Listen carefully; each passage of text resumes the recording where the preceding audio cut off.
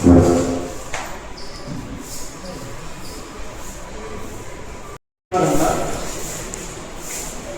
ನನ್ನ ಶ್ರೀಮತಿ ಅನಿಕುಮಾರಿ, ಇವರು ಶಿವಮಣಿ ಅಂತ, ಆ್ಯಂಡ್ ಅವರು ಆನಂದಿ ನಾನು. ಕಳೆದ ವರ್ಷ 9ನೇ ತಾರೀಕು May 2 years back 9th May 2024 JSW Vijayanagar metallics limited ಸೋಲಂಗನಲ್ಲಿ ಒಂದು ಆಕ್ಸಿಡೆಂಟ್ ನಡೆದಿತ್ತು. ಆ ಆಕ್ಸಿಡೆಂಟ್ ನಲ್ಲಿ 3 ಜನ ಯುವ ಇಂಜಿನಿಯರ್ಗಳು ಮೃತಪಟ್ಟಿದ್ದಾರೆ. ಅವರು ಫೋಟೋಗಳಲ್ಲಿ ಹಾಕಿದ್ದೀವಿ. ಸುಶಾಂತ್ ಕೃಷ್ಣ, ಶಿವಮೊಗ್ಗದ ಗಂಟೆ ಯಡಿಯಪ್ಪ. ಸುಶಾಂತ್ ಕೃಷ್ಣ ನಮ್ಮ ಮಗ, ಶಿವಮೊಗ್ಗದ ಇವರ ಮಗ. ಗಂಟೆ ಯಡಿಯಪ್ಪ ಅವರು ಲೋಕಲ್, ತೋರಬೆಲ್ಲೂರು ಲೋಕಲ್ ಅವರು. ಶಿವಮೊಗ್ಗ ಮತ್ತೆ ಸುಶಾಂತ್ ಕೃಷ್ಣ ಇವರಿಬ್ಬರನ್ನು ಕ್ಯಾಂಪಸ್ ರಿಕ್ರೂಟ್ಮೆಂಟ್ ಇಂದ JSW ವಿಜಯನಗರ ಮೆಟಾಲಿಕ್ಸ್ ಲಿಮಿಟೆಡ್ ನಲ್ಲಿ ಗ್ರಾಜುಯೇಟ್ ಇಂಜಿನಿಯರಿಂಗ್ ಟ್ರೈನಿಂಗ್ಸ್ ಅಲ್ಲಿ ಸೇರ್ಕೊಂಡಿದ್ರು. ಅವರು ಎಜುಕೇಶನ್ ಪರವಾಗಿ ಇಬ್ಬರೂ highly qualified, good track record. They had a very good track record in the education side also. And in the organization also, they contributed very well. ಒಳ್ಳೆ ಹೆಸರಿದೆ. They were reputed for what they have been doing. Vijayanagara metallics limited ಅವರು 17th March 2024 ಅವಾಗಿಂದ production start ಮಾಡಿದ್ದಾರೆ.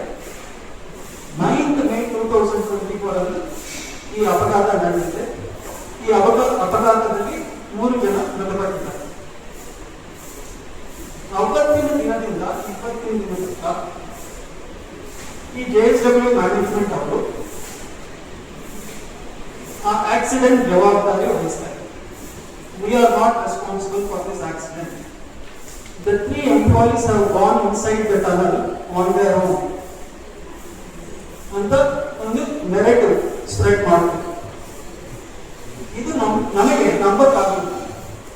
ಯಾಕಂದ್ರೆ our son Sushant Krishna was in the civil department.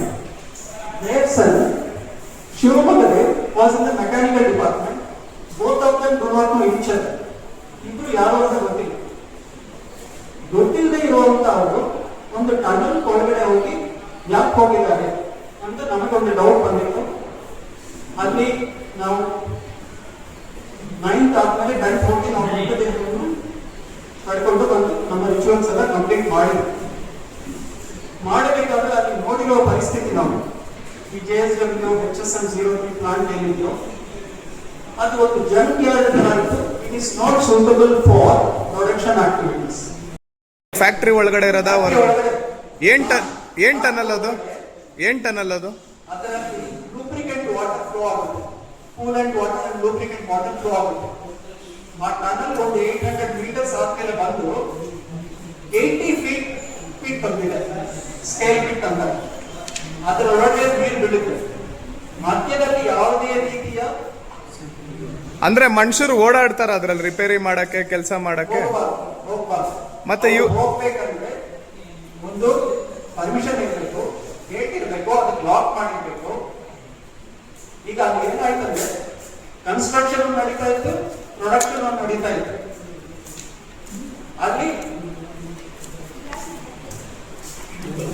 ಅಲ್ಲಿ ಸೆಲ್ಲಾರ್ ಏರಿಯಾದಲ್ಲಿ water locking ಆಯಿತು ಅವತ್ತು 9th ಮಾರ್ನಿಂಗ್. ಇದು ಹೈ ಲೆವೆಲ್ ಇಂದ ಎಸ್ಕಲೇಷನ್ ಆಯಿತು. ಒಂದು ಮೀಡಿಯಂ ಲೆವೆಲ್ ಪರ್ಸನ್ ಬಂದ್ಬಿಟ್ಟು ಈ 3 ಜನ ಎಂಪ್ಲಾಯೀಸ್ ಇಂಜಿನಿಯರ್ಸ್ ಯಾರಿದ್ದಾರೋ ಅವ್ರನ್ನ ಕರೆದು ಬಿಟ್ಟು ಡೋರ್ ಹತ್ರ ನಿಂತ್ಕೊಂಡು ಮಾತಾಡಿದ್ದಾರೆ. ಟಿಲ್ 12:20 ತನಕ ಮಾತಾಡಿದ್ದಾರೆ. 12:30 ತನಕ, ಆಫ್ಟರ್ನೂನ್ 12:30 ತನಕ ಮಾತಾಡಿದ್ದಾರೆ. ಅಲ್ಲಿ ಏನು ಇನ್ಸ್ಟ್ರಕ್ಷನ್ಸ್ ಕೊಟ್ಟಿದ್ದಾರೆ. ಮೂರರಲ್ಲಿ ಯಾರೋ ಒಬ್ಬರು ಉಳಿದಿಲ್ಲ. ಇದ್ರೆ ನಮ್ಗೆ ನಿಜ ಗೊತ್ತಾಗ್ತಾ ಇತ್ತು ಏನಂತ. CCTV ಫುಟೇಜಸ್ ಏನಾರು ಇದೆಯಾ? CCTV ಫುಟೇಜಸ್, ಲೈಟ್ ಇಲ್ಲ, ಹ್ಯಾಂಡ್ ರೈಲ್ ಇಲ್ಲ, ಕರೆಂಟ್ ಇಲ್ಲ, ಒಳಗಡೆ ಗೇಟ್ ಇಲ್ಲ, ಡೇಂಜರ್ ಬೋರ್ಡ್ ಇಲ್ಲ, ಯಾವುದೇ ರೀತಿಯ ಸೇಫ್ಟಿ ಮೆಜರ್ಸ್ ಇಲ್ಲವೇ ಇಲ್ಲ. ಯಾವುದಕ್ಕೋ ಕಳಿಸಿದ್ದಾರೆ. ಇವರು ಒಳಗಡೆ ಹೋದ ತಕ್ಷಣ ಏನಾಗಿದೆ, ಇನ್ನೊಂದು ಟೀಮು ಆ ವಾಟರ್ ಪಂಪ್ ರಿಪೇರ್ ಮಾಡಬೇಕಾಯ್ತು, ನೀರು ಬರ್ತಾ ಇದ್ದಿಲ್ಲ. ಅವ್ರು ವಾಟರ್ ಪಂಪ್ ರಿಪೇರ್ ಮಾಡಿದ್ರೆ ನೀರು ಇದ್ದಕ್ಕಿದ್ದಂಗೆ ಹೊತ್ಕೊಂಡು ಬಂತು. ಈ ಎರಡು ಡಿಪಾರ್ಟ್ಮೆಂಟ್ ಮಧ್ಯದಲ್ಲಿ ಕೋಆರ್ಡಿನೇಷನ್ ಇಲ್ಲ, ಕಮ್ಯುನಿಕೇಶನ್ ಇಲ್ಲ. ಒಂದು department, because it is a natural thing. when the plant is not completely constructed, there are bound to be certain issues. ಈ incident And when they have started production along with the construction that was happening, how can they manage both? Sir, ಈ incident ನಡೆದಾಗ supervisor ಅಥವಾ foremen ಯಾರಾದ್ರೂ ಇದ್ರಾ? ಅವ್ರ ಮೇಲೆ ಏನಾದ್ರು complaint ಕೊಟ್ಟಿದ್ದೀರಾ? ನಮಗೆ ಕಂಪ್ಲೇಂಟ್ ಕೊಡಕ್ಕೆ ಅವಕಾಶ ಸಿಗಲಿಲ್ಲ. ಯಾಕಂದ್ರೆ ದಿ ಫ್ಯಾಕ್ಟರೀಸ್ ಡಿಪಾರ್ಟ್ಮೆಂಟ್ ಅವರದ್ದು ಇನ್ವೆಸ್ಟಿಗೇಷನ್ ಮಾಡಿ they have registered A case. Police department ಅವರು ಒಂದು ಇನ್ವೆಸ್ಟಿಗೇಷನ್ ಮಾಡಿ ಅವರೊಂದು ಕೇಸ್ ಫೈಲ್ ಮಾಡಿದ್ದಾರೆ. ಇವತ್ತಿನ ತನಕ ಕಂಪನಿ ಕಡೆಯಿಂದ ನಮಗೆ ₹1 ಪರಿಹಾರ ಸಿಗಲಿಲ್ಲ. ಅವರು ನಮಗೆ ಸಲ್ಲಿಸಿರುವ ಅಮೌಂಟ್ ಏನಂದ್ರೆ ಎಂಪ್ಲಾಯೀಸ್ ಪ್ರಾವಿಡೆಂಟ್ ಫಂಡ್, ಗ್ರಾಚ್ಯುಯಿಟಿ ಮತ್ತೆ ಎಂಪ್ಲಾಯೀಸ್ ಸ್ಯಾಲರಿಯಿಂದ ಡಿಡಕ್ಟ್ ಮಾಡಿರುವಂತಹ ಇನ್ಶೂರೆನ್ಸ್ ಪ್ರೀಮಿಯಂ. ಎಂಪ್ಲಾಯೀಸ್ ಸ್ಯಾಲರಿಯಿಂದ ಡಿಡಕ್ಟ್ ಮಾಡಿದ್ದಾರೆ ಇನ್ಶೂರೆನ್ಸ್ ಪ್ರೀಮಿಯಂ.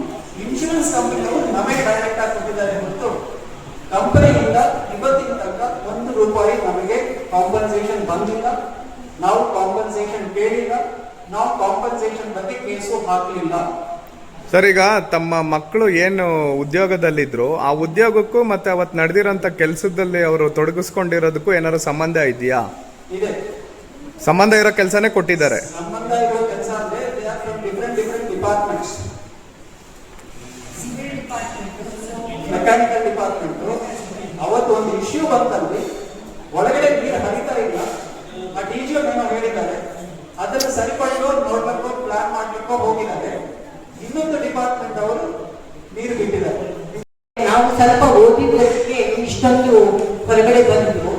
ಎಷ್ಟೋ ಜನ ಓದಿದ್ರೆ ಅವ್ರ ಮಕ್ಕಳನ್ನು ಹೀಗೆ ಕಳಿಸಿದ್ರು ಕೇಳಿದ್ವಿ, ಕೂಡ ಹೊಟ್ಟೆ ಉಳಿತು.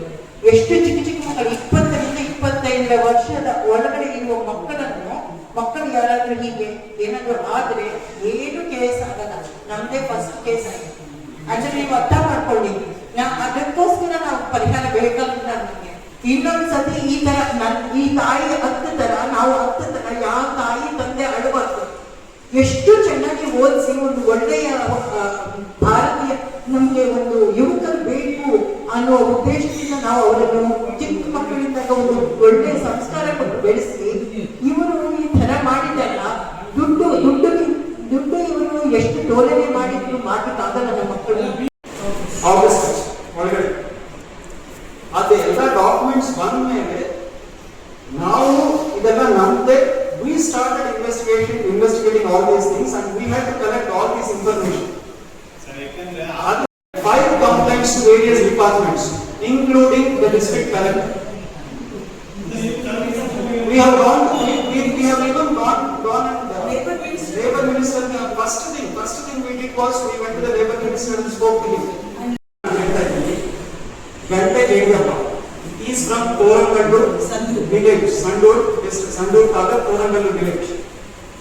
ನೀವು ಯಾವ ಮಿನಿಸ್ಟರ್ ಬಗ್ಗೆ ಕೇಳ್ತಿದ್ರಲ್ಲ, ಅವರು ಅದೇ ಕಾನ್ಸ್ಟಿಟ್ಯೂನ್ಸಿಯಿಂದ MLA. ಒಂದು ಮಾತು ಮಾತಾಡ್ತಾರ ಅವ್ರ ಫ್ಯಾಮಿಲಿ ಜೊತೆಗೆ. ಆಸ್ ಐ ಸ್ಟೇಟೆಡ್ 2 years ಬರ್ತಾ ಇದೆ, ಕೇಸ್ ಇನ್ನೂ ನಡೀತಾ ಇದೆ.